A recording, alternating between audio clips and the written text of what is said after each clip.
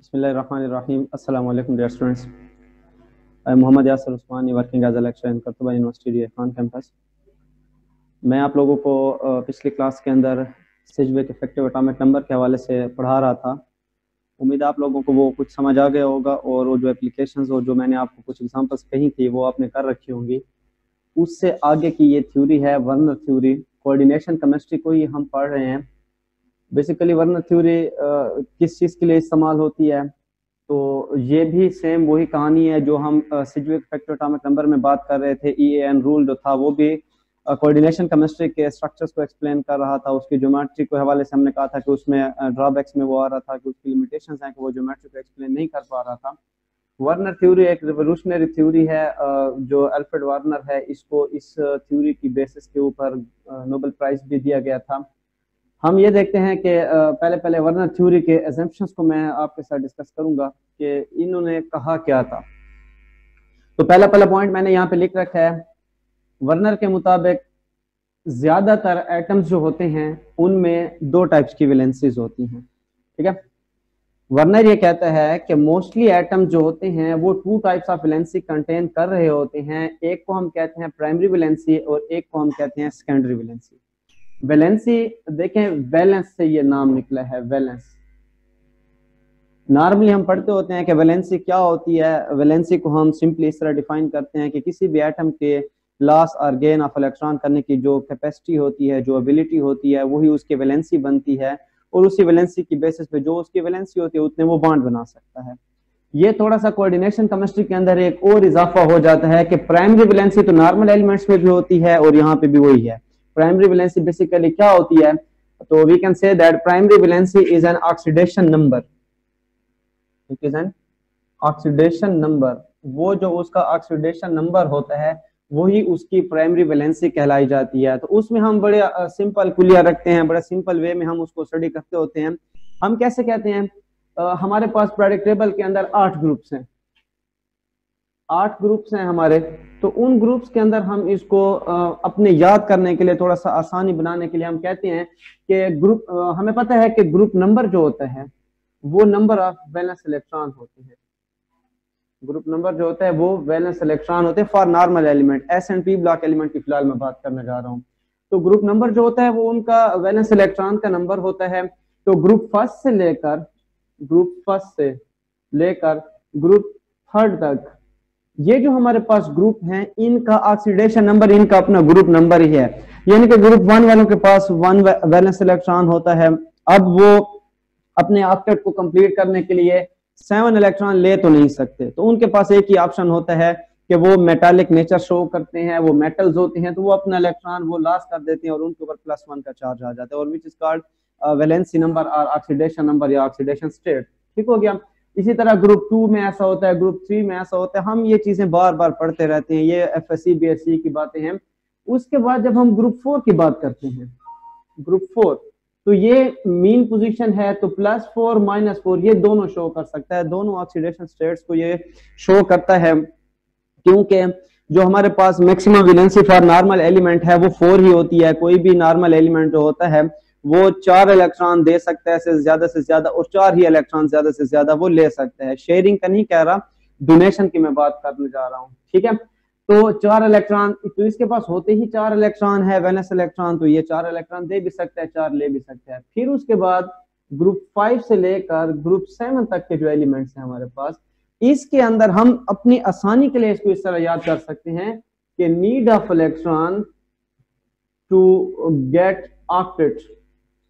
Octet तक पहुंचने के लिए उनको जितनी इलेक्ट्रॉन्स की नीड होती है वही नीड जो होती है उनकी क्या बन जाती है, वैलेंसी नंबर बन जाता है। जैसे हमारे पास ग्रुप 6 है, तो ग्रुप 6 के पास 6 इलेक्ट्रॉन हैं, तो अगर इसने ऑक्टेट तक पहुंचना है तो ये क्या करेगा, 2 इलेक्ट्रॉन लेगा और वो जो 2 इलेक्ट्रॉन ये लेगा यही इसका ऑक्सीडेशन नंबर बन जाएगा। तो ये सारी कहानी जो मैं आपको बता रहा हूँ ये सारी की सारी किसके लिए होती है, प्राइमरी वैलेंसी के लिए होती है। वही ऑक्सीडेशन नंबर जो होता है वही प्राइमरी वैलेंसी बनता है, वही ऑक्सीडेशन नंबर जो है यहाँ पे भी वही ऑक्सीडेशन नंबर ही प्राइमरी वैलेंसी बनेगा। दूसरी है हमारे पास सेकेंडरी वैलेंसी। सेकेंडरी वैलेंसी जो है ये कैसे होती है, ये जो हमारे पास कोऑर्डिनेशन हो रही होती है जो हमारा कोऑर्डिनेशन नंबर होता है, यानी कि जो लिगेंड्स होते हैं जो उसके साथ कोऑर्डिनेशन कर रहे होते हैं, उसकी वजह से जो वैलेंसी बनती है, वो जो कैपेसिटी बनती है सेंट्रल एलिमेंट की, मेटल की, कि इलेक्ट्रॉन को एक्सेप्ट कर रहा होता है। कंफ्यूज नहीं होना इस चीज में, प्राइमरी वैलेंसी के अंदर मेटल इलेक्ट्रॉन लॉस कर रहा है, उसकी तरफ से जा रहे हैं, मेटल है या नॉर्मल एलिमेंट है, जा रहे हैं। सेकेंडरी वैलेंसी में वो एक्सेप्ट कर रहा होता है पेयर ऑफ इलेक्ट्रॉन, जितने भी उसके पास लिगेंड्स आते हैं वो इसको आकर अपने इलेक्ट्रॉन डोनेट करते हैं, और वही चीज उसकी फिर सेकेंडरी वैलेंसी बनती है। ठीक हो गया। इसके लिए हमारे पास बड़ी क्लियर कट पिक्चर होती है, ये मैंने एक एग्जांपल लिख रखी है, एक दो एग्जांपल और रिएक्शंस भी मैं आपको आगे जाकर कराता हूं। तो ये हमारा पहला पॉइंट था कि जो एटम होते हैं नॉर्मली वो क्या करते हैं, यहाँ पे मैं ट्रांजिशन एलिमेंट कह दूं तो ये ज्यादा सोफिस्टिकेटेड हो जाएगा कि ट्रांजिशन एटम्स जो होते हैं वो two types of valencies contain करते हैं, one is primary valency and other is secondary valency. तो दूसरा पॉइंट, हर एलिमेंट यही चाहता है कि उसकी दोनों वैलेंसी जो हैं वो सेटिस्फाई हो जाएं। जितने भी ट्रांजिशन एलिमेंट्स हैं वो प्राइमरी और सेकेंडरी जो जो वैलेंसी वो कंटेन कर रहे होते हैं, वो दोनों वैलेंसीज को वो अपनी सेटिस्फाइड करना चाहते हैं, वो चाहते हैं कि उनकी दोनों वैलेंसीज फुलफिल हो जाएं। तीसरे नंबर पर मैंने लिखा है कि सेंट्रल मेटल एटम जो होता है अकॉर्डिंग टू वर्नर थ्योरी, वो हमेशा ऐसा होता है कि जो कॉम्प्लेक्स बन रहा होता है उस कॉम्प्लेक्स के सेंटर में होता है, कि जो सेंट्रल मेटल एटम है जिसकी प्राइमरी और सेकेंडरी वैलेंसी है, जो इलेक्ट्रॉन देने या लेने का कारोबार करेगा, वो हमेशा दरमियान में होगा, और बाकी लिगेंड्स और उसकी ऑक्सीडेशन स्टेट को बैलेंस करने वाले जितनी भी स्पीशीज उसके साथ अटैच होंगी वो सारी उसके इर्द गिर्द होंगी। अगले पॉइंट में अगेन ये वो पॉइंट रिपीट हो रहा है जो दफा से हम पढ़ रहे हैं कि number of ligands is called coordination number. तो जो नंबर ऑफ लिगेंड्स उसके साथ अटैच होते हैं वही उसका कोऑर्डिनेशन नंबर बन जाता है। ठीक हो गया। ये चार एजम्पशंस हैं, ये चार उसके पोस्टुलेट्स हैं जिनकी बेसिस के ऊपर इसने थ्योरी दी और इसको नोबेल प्राइज दिया गया, और इसने एक अच्छी एप्लीकेशंस थी इसके पास। इसने स्टीरियोकेमिस्ट्री को भी इसमें एक्सप्लेन किया, वो आगे जाकर मैं आपके साथ डिस्कस करता हूं। तो उसके बाद हम आ जाते हैं इन कंपाउंड्स के ऊपर। देखें, प्राइमरी वैलेंसी जो हमारे पास है वो ऑक्सीडेशन नंबर है, तो उसकी रिप्रेजेंटेशंस के लिए हम डॉट्स को यूज करेंगे, डॉट्स को। और जो सेकेंडरी वैलेंसी है वो हमारे पास क्या है, प्राइमरी वैलेंसी मैंने कहा ऑक्सीडेशन नंबर है, तो सेकेंडरी वैलेंसी हमारे पास कोऑर्डिनेशन नंबर है। दोनों ही नंबर्स की बातें मैं कर रहा हूँ, सेम नेम ताकि चलता रहे, इसलिए दोनों में मैं नंबर का नाम यूज कर रहा हूँ। तो primary valency is an oxidation number while secondary valency is a coordination number। ठीक हो गया।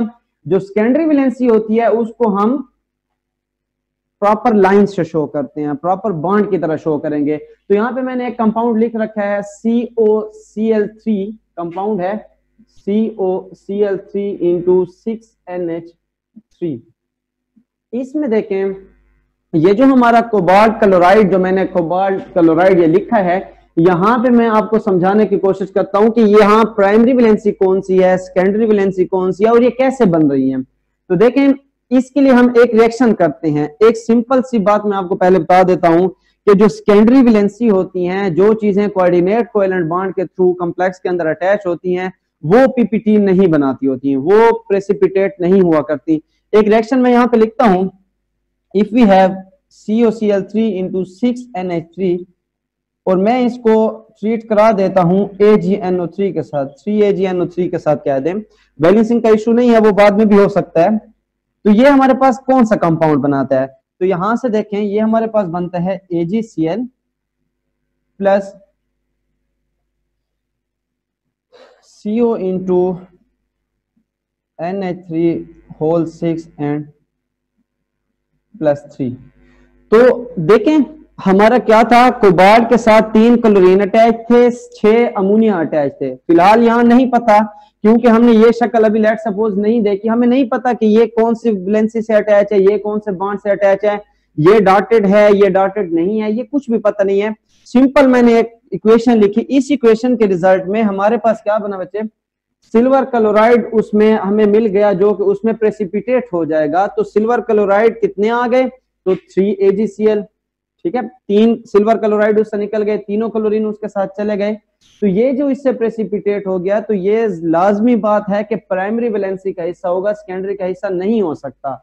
इसको आगे जाकर मैं आपको और भी इसकी डिटेल से समझाता हूं। और ये हमारे पास देखें कॉम्प्लेक्स है, तो इट्स मीन दैट ये जो अमोनिया है यहाँ पे ये उसके साथ कोऑर्डिनेट कोवेलेंट बॉन्ड के थ्रू अटैच है, यही उसके साथ जाकर सेकेंडरी वैलेंसी को बनाने वाला है। ठीक हो गया। अब यहाँ पे जरा देखें, ये कोबाल्ट है, ये 6 अमोनिया के साथ डायरेक्ट अटैच है क्लोरीन के साथ भी डायरेक्ट अटैच। लेकिन ये जो रिप्रेजेंटेशन की मैंने बात की, तो रिप्रेजेंटेशन में आप देखें कि इसमें मैंने फुल लाइन लगाई हुई है और यहाँ पे मैंने डॉट्स शो कर रखी हैं। डॉट्स ये बताती हैं कि हमारे पास ये प्राइमरी वैलेंसी से लगा हुआ है, और जो फुल लाइंस हैं वो ये बताती हैं कि ये हमारे पास सेकेंडरी वैलेंसी से लगा हुआ है। इससे अगली बात कि ये जो प्राइमरी और सेकेंडरी वैलेंसीज हैं, क्या ये वेरी भी करती हैं? तो एक बात याद रखें, एक कंपाउंड के अंदर एक मेटल जिस सेकेंडरी वैलेंसी के साथ एक बार उसने कॉम्प्लेक्स बना लिया, अब उस कॉम्प्लेक्स के अंदर जब आप मॉडिफिकेशंस करते हैं, जब आप उनके कंपाउंड्स के अंदर रिएक्शन करवा के उसमें चेंजेस लाने की कोशिश करते हैं, सेकेंडरी वैलेंसी उसकी चेंज नहीं होती। कैसे? देखें, ये मेरे पास है CO, ये मेरा कंपाउंड है COCl3 इंटू 6NH3। ठीक हो गया। इसको अगर मैं कर लेता हूं COCl3 इंटू 5NH3, तो याद रखें यहां से मैं एक अमोनिया हटा रहा हूं, क्योंकि अब हमारे कंपाउंड में 5 अमोनिया है। तो आपने ये चीज याद रखनी है कि अगर मैं यहां से अमोनिया हटा दूंगा तो एक क्लोरीन जो है इनमें से वो क्या करेगा, अब ये भी उसमें इन्वॉल्व हो जाएगा कि इसके पास जो लोन पेयर ऑफ इलेक्ट्रॉन है ये कोबाल्ट को डोनेट करेगा ताकि उसकी सेकेंडरी वैलेंसी को सेटिस्फाई कर रखे। कोबाल्ट कौन सी सेकेंडरी वैलेंसी के साथ आया? 6 कोऑर्डिनेशन नंबर के साथ उसने काम को स्टार्ट किया, कंपाउंड स्टार्ट हुआ, तो अब ये 6 के साथ ही रहेगा। अगर आपने इसमें से एक अमोनिया कम कर दिया तो उसमें उसने क्लोरीन जो उसके पास खड़ा हुआ था उसके साथ उसने सेकेंडरी वैलेंसी का ताल्लुक स्टार्ट कर दिया और उससे उसने कोऑर्डिनेट कोवेलेंट बॉन्ड के through lone pair of electron accept कर लिया। ठीक हो गया। इसी तरह अगर मैं इसको COCl2 into COCl3 into 4NH3, अब क्या होगा? सेम कारोबार दोबारा रिपीट होगा कि यहां से एक और अमोनिया मैंने कम कर दिया, एक और अमोनिया। अब ये अमोनिया कम होने से जो क्लोरीन है अब वो क्या करेगा? सेकेंडरी वैलेंसी को भी सेटिस्फाई करेगा। तो कंक्लूजन हम इसका क्या निकालते हैं कि हमारे पास जितने भी एलिमेंट्स होते हैं जिनमें ये 2 किस्म की वैलेंसीज होती हैं, तो हर एलिमेंट अपनी दोनों वैलेंसीज को सेटिस्फाई तो करता है, लेकिन उसमें प्राइमरी वैलेंसी के अंदर चेंज पॉसिबल है कि उस वैलेंसी को आप चेंज कर लें। जो सेकेंडरी वैलेंसी है वो चेंज नहीं होगी। अगर एक बार उसकी 6 है, जैसे कोबाल्ट को मैंने 6 के साथ शो किया, तो फिर वो एंड तक जितने भी आप उसके कंपाउंड्स के अंदर मॉडिफिकेशंस लेके आएंगे, जितने भी आप उनके रिएक्शन करवाते जाएंगे, वो अपनी सेकेंडरी वैलेंसी को चेंज नहीं करेगा। This is Werner theory. ये पहली उसकी जो काम था कोऑर्डिनेशन के लिए, रेवोल्यूशनरी काम था, ये उसने ये वाला काम किया कि उसने इन सारी चीजों को एक्सप्लेन किया। इसी के साथ उसने इसकी स्टीरियो केमिस्ट्री भी बता दी। अब स्टीरियो केमिस्ट्री में आपको पता है कि हम ज्योमेट्री की बात करते हैं। कल जो हमने लेक्चर किया था तो उसमें हमने कहा था कि सिजवेक इफेक्टिव एटॉमिक नंबर जो था, EAN रूल जो था, उसकी पहली डेफिशिएंसी, पहला ड्रॉबैक भी मैंने यही बताया था कि वो ज्योमेट्री को या उसके जो स्ट्रक्चर्स के अंदर, मतलब इस टाइप की जो स्टीरियो केमिस्ट्री है उसको एक्सप्लेन नहीं कर सकता था। तो ये वर्नर थ्योरी ने इसको भी एक्सप्लेन किया। आगे जाकर मैं इंशाल्लाह इसकी डिटेल आपको पढ़ाऊंगा कि स्टीरियो केमिस्ट्री के अंदर कैसे कैसे उन्होंने स्ट्रक्चर्स को एक्सप्लेन किया और हम कैसे वर्नर थ्योरी की हेल्प से डिफरेंट कंपाउंड्स की ज्योमेट्री को एक्सप्लेन कर सकते हैं। ठीक है। तो ये मैंने आपको कुछ वैलेंसीज के हवाले से ये कुछ पॉइंट्स बता दिए हैं। नोट्स आपको ऑलरेडी मैं दे चुका हूं। मैंने आपके नोट्स की ही एग्जांपल को एक्सप्लेन किया है ताकि आपको ये मसला ना हो कि भाई सर हम कहां से पढ़ें। तो ये वही नोट्स वाली एग्जांपल्स ही मैंने यहाँ पे कोट की हैं और उन्हीं को ही मैंने आपको समझाया है। तो आप इसको सुनने समझे कोशिश करें, इंशाल्लाह आपको ये आ जाएगा। अच्छा, वर्नर ने थ्योरी दे दी। अब डेफिनेटली बंदा काम करता है, कहीं ना कहीं कोई ना कोई डेफिशिएंसी उसमें रह जाती है, जिसको अगले आकर फिर ओवरकम करते हैं और उसकी बात को आगे लेकर चलते हैं। तो ऐसे ही ड्रॉबैक्स ऑफ वर्नर थ्योरी भी हैं, जिसमें पहले क्या उसने गलती कर दी, स्पेक्ट्रल प्रॉपर्टीज के हवाले से उसने कुछ नहीं बताया कि कोऑर्डिनेशन कंपाउंड्स जो होते हैं उनके स्पेक्ट्रम कैसे बनते हैं, उनके अंदर स्पेक्ट्रल लाइंस क्या होती हैं, उनकी स्प्लिटिंग होती है नहीं होती, क्या उनके ऊपर कोई इफेक्ट्स होते हैं, उसका उसने कुछ नहीं बताया। दूसरा, उन्होंने मैग्नेटिक प्रॉपर्टीज के हवाले से कोई एक्सप्लेनेशन नहीं दी। ठीक हो गया। मैग्नेटिज्म के हवाले से कि अगर कोई कोऑर्डिनेटेड कंपाउंड्स हैं, ये कलरफुल हैं नहीं है, इनमें मैग्नेटिज्म होगा नहीं होगा, या मैग्नेट को अट्रैक्ट करते हैं, पैरामैग्नेटिक हैं, डाया हैं, फेरो हैं, एंटी फेरो हैं, फेरी हैं, कोई भी इन्होंने इस टाइप की कोई इंफॉर्मेशन नहीं दी। एक इंपॉर्टेंट बात, इन्होंने स्टीरियोकेमिस्ट्री को तो एक्सप्लेन किया, जो इनकी एक अच्छी एप्लीकेशन है, जो कि आपकी ज्योमेट्री को एक्सप्लेन कर रही है कंपाउंड्स की, लेकिन इनके कोऑर्डिनेशन नंबर को अगर बढ़ा दें, लाइक मैंने यहाँ पे कोबाल्ट का 6 कोऑर्डिनेशन नंबर लिया, अगर कोबाल्ट का 7 ले लेता, कोबाल्ट को 8 में ले लेते, तो कोऑर्डिनेशन नंबर को इंक्रीज करने से आइसोमर्स के ये कोई इंफॉर्मेशन नहीं देते। ठीक है, कोऑर्डिनेशन नंबर को अगर इंक्रीज कर दें तो ये आइसोमर्स की इंफॉर्मेशन नहीं देते, इनके अंदर आइसोमेरिज्म को आप वर्नर थ्योरी के थ्रू प्रॉपरली स्टडी नहीं कर सकते। तो उम्मीद है आप लोग इस लेक्चर को समझ गए होंगे और आप इन एग्जांपल्स को देखें, एक दो और एग्जांपल्स भी इनके साथ ऐड करें और इसी तरह ही हल करने की कोशिश करें। मैं कंक्लूड करता हूं लेक्चर को, मैंने इस टाइम में क्या कहा आपको देखें। वर्नर थ्योरी कोऑर्डिनेशन केमिस्ट्री को एक्सप्लेन करती है और उस थ्योरी के अंदर उसके पोस्टुलेट्स हैं कि नॉर्मली जो हमारे पास ट्रांजिशन एलिमेंट्स होते हैं, एटम्स होते हैं, उनके पास 2 किस्म की वैलेंसीज होती हैं, एक होती है प्राइमरी वैलेंसी, एक होती है सेकेंडरी वैलेंसी।